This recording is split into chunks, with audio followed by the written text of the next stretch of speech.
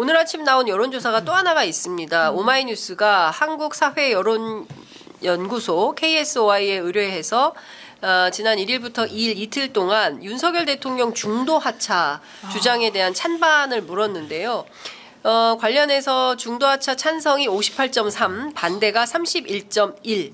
그리고 그럼 어떻게 중도 하차를 할 거냐?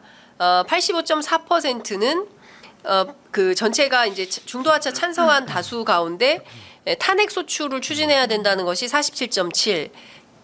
윤석열 대통령 스스로 하야해야 한다가 37.7. 그러니까 국민 절반 이상은 윤석열 대통령의 중도 하차에 찬성하고 있다라는 것이 확인이 좀 됩니다. 자, 장 변호사님 네. 두 가지 합쳐서 어떻게 의견 좀 주십시오. 저는 정말 너무 엄중한 상황인데 지금 11월 10일이 임기 딱 절반 반환점 돈 거라고 하잖아요. 그렇습니다. 근데 지금 들리는 얘기로는 아니었으면 좋겠습니다만 오히려 뭐 명태균 씨를 더 가짜 뉴스로 뭐 이렇게 타도하고 뭐 이럴 수도 있다는 얘기가 들리는데 네?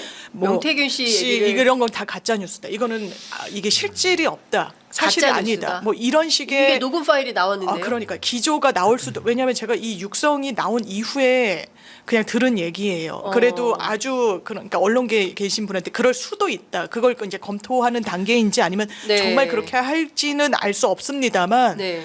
그러면 이 중도하차 58%는 거의 99%에 수렴할 겁니다. 만약 그러면요. 예. 이 수치도 거의 지금 50%대라고 얘기해서 그렇지 60%대예요. 예. 지금 탄핵과 관련해서는 오히려 탄핵을 하지 말아야 되는 게 아니라 시간이 걸리니까 어떻게 될지 모르니까 정말 못 내려가게 할까 봐 하지 말고 하야를 하자는 의견인 거예요. 이거는요. 네. 지금 국민들이 이 상태까지 왔어요. 오늘도 한덕수 총리가 뭐 노동 약자를 이야기했다고 네. 하셨나요? 이 정부 건폭이라고 그러면서 때려잡겠다고 했습니다. 이걸 노동개혁으로 포장했어요. 안전운임제 그래서 밤새 졸면서 운전 안 하게 최소한의 안전장치 해달라고 했대. 그거 그냥 조폭에 비유했던 정부입니다. 그러면서 노동약자를 이야기한다고요. 어떻게 그렇게 조변 섞게 하면서 국민들을 눈속임할 이야기를 합니까? 그리고 지금 그 원전은 어떻게 되고 있습니까? 안 되고 있다라는 거죠. 얼마나 했습니까? 저는 오히려 이렇게 생각할까 봐 걱정이 돼요.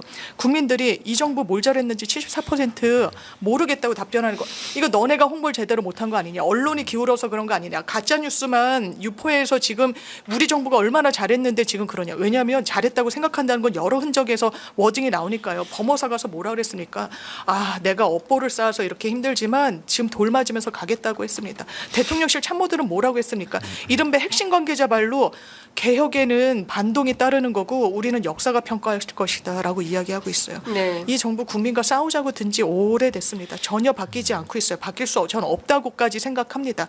의지와 능력이 없어요. 능력이 없어요. 왜냐하면 그냥 대통령까지만 하고 싶었던 것 같아요. 정말로. 그 이후에 대한 구체적인 청사진 내가 국민들을 위해 뭘 하겠다는 거 없었던 것 같아요. 그러니까 그 빈틈을 김건희 여사가 비집고 들어왔던 겁니다. 그래도 된다라고 생각하니까요. 그걸 온 국민이 목도하고 있어요. ING형입니다.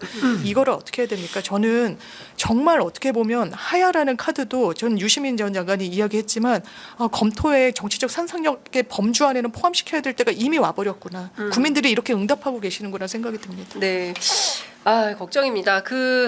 어쨌든 국민들께서는 이 정부를 이대로 그냥 가기에는 조금 어려움이 있다라고 판단들 하시는 것 같고요.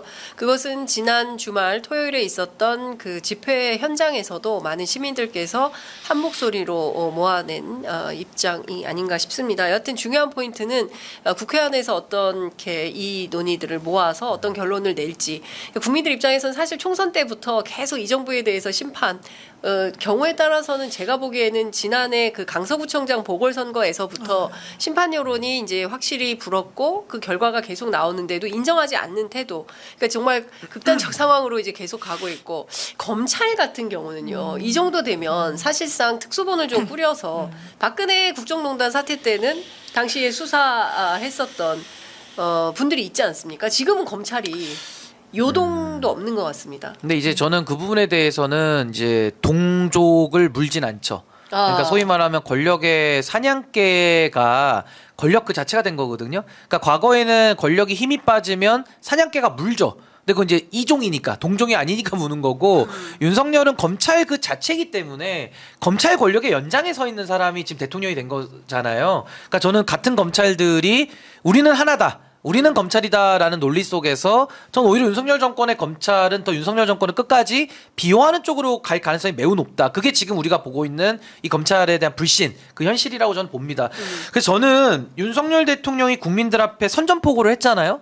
근데 국민을 이기는 정부는 없습니다. 그래서 저는 윤석열 대통령은 패배를 이미 암시하고 싸우고 있는 거예요. 근데 왜 지느냐? 첫 번째로 죄질이 너무 나빠요.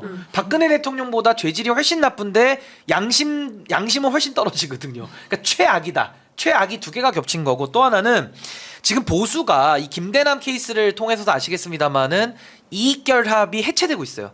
그러니까 이익을 위해서 검사들 손도 잡고 뭐 구태 옛날 그 보수에서 오래 정치했던 사람들 손도 잡고 뭐 그냥 극우 유튜버도 손 잡고 그냥 아무나 모여라 해가지고 이익을 논아먹는 거의 하이에나 때 같은 정치를 했는데, 이제 하이에나도 다 뜯어먹고 나면 고기가 없고 뼈만 남잖아요. 뼈만 씹으면 아무 맛도 안 나요. 그러니까 이제 이 사람들이 여기 장사 다 끝났다 해체되고 있고, 마지막으로 이 검찰 정치의 보스 윤석열과 부두목 한동훈이 사실은 윤한 갈등이라는 상태로 지금 이렇게 정치를 완전히 끝으로 몰아가고 있거든요. 저는 제가 이번에 보수의 종말 책을 썼습니다만은 그 중에 1번이 검찰 보수의 종말이에요. 그 검찰 보수로 상징되는 윤석열과 한동훈이 오늘부터도 이제 계속 또 싸울 텐데, 전 이 세 가지의 면을 우리가 종합적으로 본다 한다면은 이 정권은 더 버틸 힘이 없고 체질이 약하다. 그리고 체력도 약하다. 그래서 저는 금방 무너질 거라고 저는 좀 내다보고 있습니다. 금방 무너질 거다. 아니 네. 기반이 없으니까요. 네.